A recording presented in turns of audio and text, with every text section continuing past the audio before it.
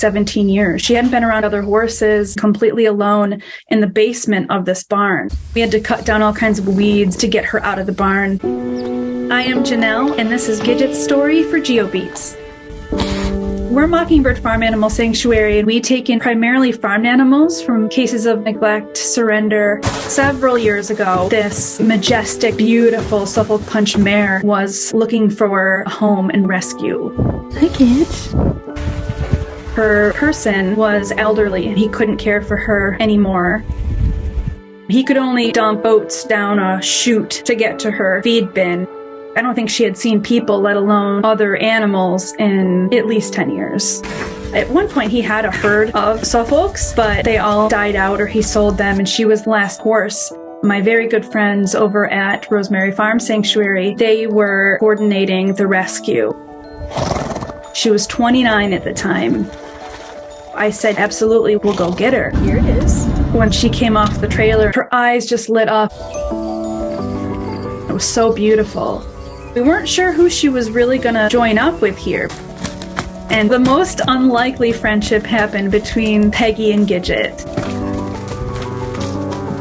Peg came to us from the Humane Society. She belonged to this person who kept her in a small stall. Hi, baby. Peggy was missing this deep bond with another animal.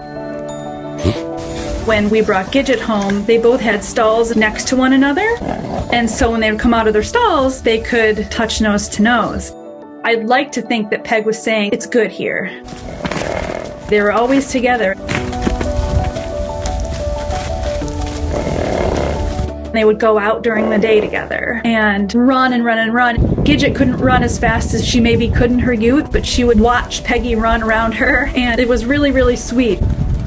They couldn't be apart. They would be touching nose to nose through veterinary or medical care.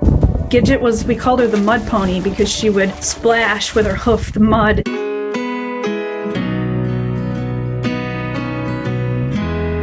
It was so heartbreaking. We laid Gidget down in our beautiful memorial garden, and it was very important to me to walk Peggy out to see that Gidget had passed because they were so bonded.